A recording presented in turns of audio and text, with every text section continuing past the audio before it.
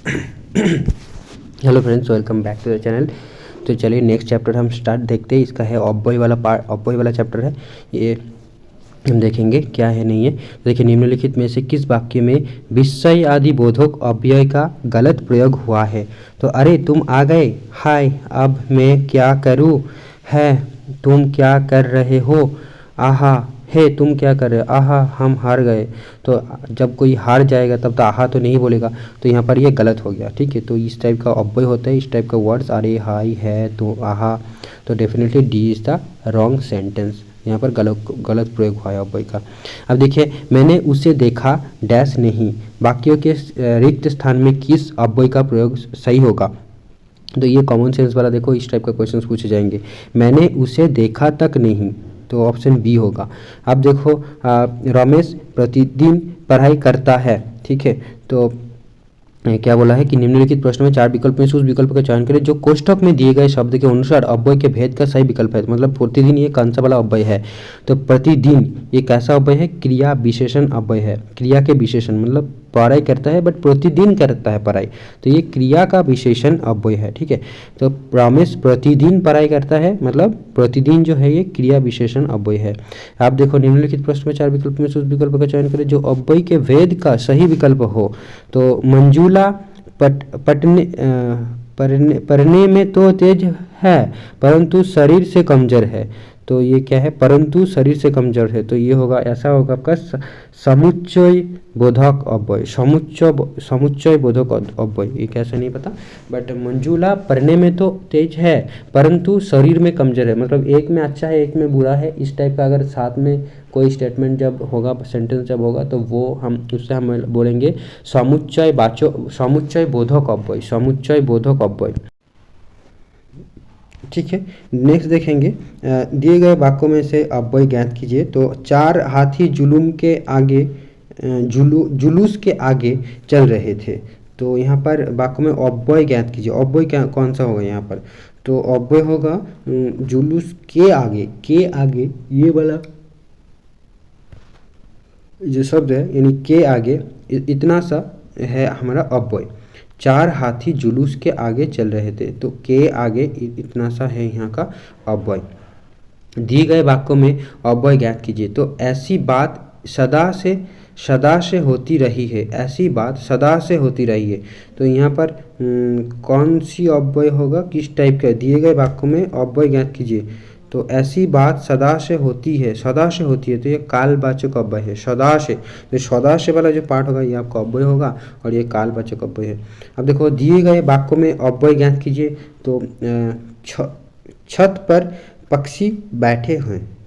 ठीक है, छत पर पक्षी बैठे हैं, तो ये आपका विषयादिबोधक कैसे हो गया, ये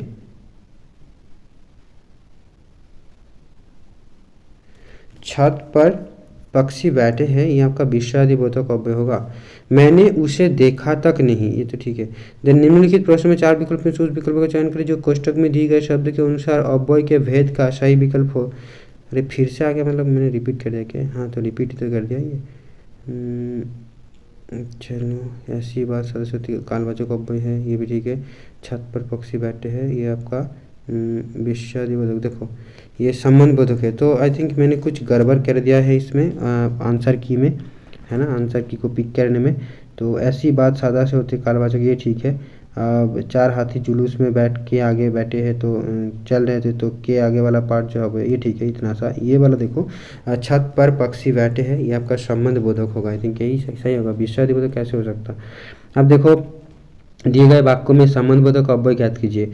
तो गाड़ी तेजी से आकर स्टेशन पर रुक गई। तो यहाँ पर संबंधबोधक कौन सा पार्ट है ना, तेजी से आकर, तो तेजी से वाला जो है ये वाला हमारा संबंधबोधक है। जैसे कि छत पर पक्षी बैठे, तो यहाँ पर तो संबंधबोधक ऐसे कुछ है नहीं, छत पर बैठा है, हो सकता क्या, गाड़ी तेजी से आकर स्टेशन पर रुक गई, तो ये तेजी से पार्ट जो है, तेजी से वर्ड जो है, ये आपका संबंधबोधक अव्यय है। अब देखो, मनुष्य पानी के बिना जीवित नहीं रह सकता। तो इनमें से निम्नलिखित प्रश्न में 4 विकल्प में से उस विकल्प का चयन करें जो अव्यय के भेद का सही विकल्प हो। अव्यय के भेद का सही विकल्प हो, मनुष्य पानी के बिना जीवित नहीं रह सकता, तो ये वाला है संबंधबोधक अव्यय, है ना, एक के कारण एक नहीं, मतलब एक के साथ, पानी के साथ हमारा जीवन संबंधित है, जड़ित है, तो उससे हम संबंधबोधक अव्यय कहेंगे। अब बच्चे घर के बाहर पौधे लगा रहे थे, तो ये आपका होगा संबंधबोधक, ये भी संबंधबोधक है। बच्चे घर के बाहर पौधे लगा रहे थे, तो ये भी संबंधबोधक अव्यय है। नेक्स्ट देखो, जल्दी चलो ताकि समय पर पहुंच जाए। जल्दी चलो ताकि समय पर पहुंच जाए, तो इसका होगा ऑप्शन बी, यानी समुच्चय बोधक अव्यय है ये।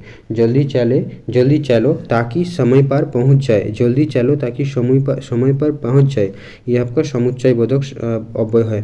नेक्स्ट देखो, शिखा सुंदर लिखती है, शिखा सुंदर लिखती है, शिखा सुंदर लिखती है, तो इसका होगा क्रिया विशेषण अव्यय। शिखा सुंदर लिखती है तो इसका सुंदर जो है ये अव्यय है, तो ये क्रिया विशेषण अव्यय है।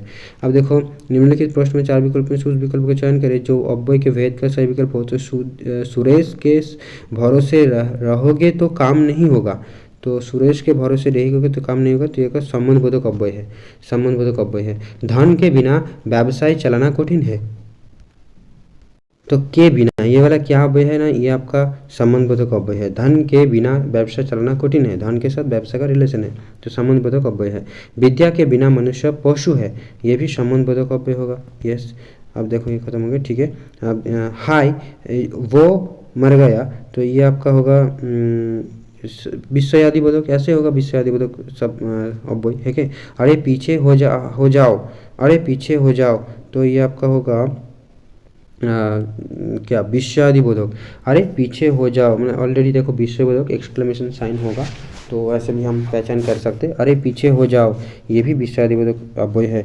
अब देखो धन के बिना, तो ये तो ठीक है, संबंध बोधक हमने पढ़ लिया ऑलरेडी।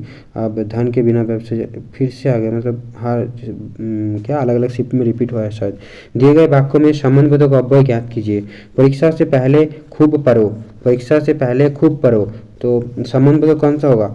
संबंध बोधक का पहले है ना, पहले पढ़ो। परीक्षा से बाद पढ़ के क्या होगा? परीक्षा से पहले खूब पढ़ो, तो ये पहले वाला जो वर्ड है ये आपका संबंधबोधक अव्यय है।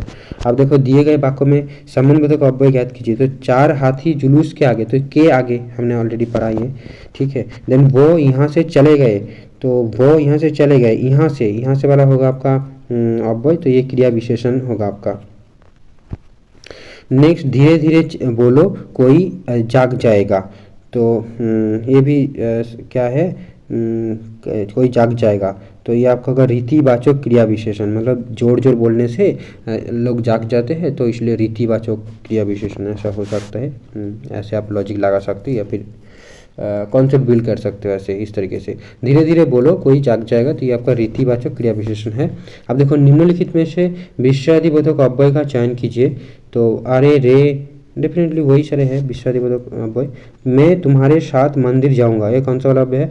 मैं तुम्हारे साथ मंदिर जाऊंगा, तो ये तुम्हारे साथ वाला जो है, तो आपका ये होगा आपका संबंधबोधक अव्यय। निम्नलिखित में से कौन सा वाक्य विधान वाचक वाक्य है?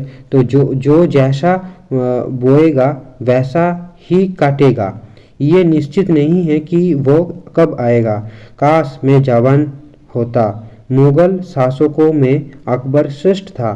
तो यहाँ पर बोला है कि विधानवाचक वाक्य कौन सा है? तो विधानवाचक वाक्य, ये तो नहीं समझ में आया। मुगल शासकों में अकबर श्रेष्ठ है, तो विधानवाचक कैसे हो गए? विधान मतलब कुछ नियमों का बात कह रहा है, तो हाँ, आई थिंक मेरा ऑप्शन 1 जो है ये सही रहता है। जो जैसा बोएगा वैसा ही काटेगा, मतलब एक रिलेशन की बात कर रहे हैं या फिर नियमों की बात कर रहे हैं कि ऐसा मैंने किया तो वैसा होना ही होगा, तो वो रिलेशन मतलब विधान हो गया ना। फिर मुगल शासकों में अकबर श्रेष्ठ था, ये कैसे विधान हो गया? पता नहीं, विधानवाचक शब्द अव्यय। निम्नलिखित में से कौन सा तिरस्कार बोधक अव्यय है? तो धीक, बा, हा, अच्छा, तो धीक जो है ये तिरस्कार बोधक अव्यय है। निम्नलिखित में से कौन सा वाक्य विषयादिबोधक वाक्य है? तो आप जीवन में उन्नति करें, आप जीवन में उन्नति करें, ये तो नहीं है विषयादिबोधक। देखो हम ये कार्य नहीं करेंगे, ये भी नहीं है। सुमित अब जा चुका होगा, ये भी नहीं। तो ओह कितनी ठंडी रात है, कितनी ठंडी रात है, ठीक है। तो ये वाला पार्ट होगा आपका विषयादिबोधक वाक्य, ओह कितनी ठंडी रात है। निम्नलिखित प्रश्न में 4 विकल्पों में से उस विकल्प का चयन करें जो अव्यय के भेद का सही विकल्प हो। तो प्रभु का नाम लेने मात्र से कष्ट दूर हो जाते हैं, ठीक है। तो ये आपका निपात वाचक अव्यय है, ठीक है। प्रभु का नाम लेने से कष्ट दूर हो जाते हैं, या निपात वाचक अव्यय है।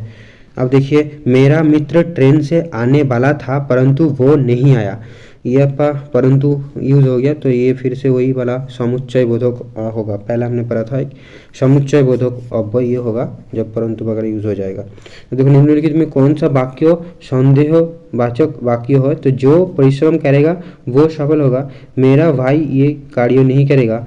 राकेश आप विदेश जा चुका होगा, तो इसमें सियोरिटी नहीं है, तो definitely option 3 is the correct. आप जीवन में उन्नति करें, तो चले क्या भगवान तुम्हें दीर्घायु करे, इसमें कौन सा, तो इसमें आपका इच्छावाचक वाक्य है। देखो ये आसान है ना, ये भगवान तुम्हें दीर्घायु करे, हम इच्छावाचक मतलब ऑप्शन देख के हम बता सकते थे।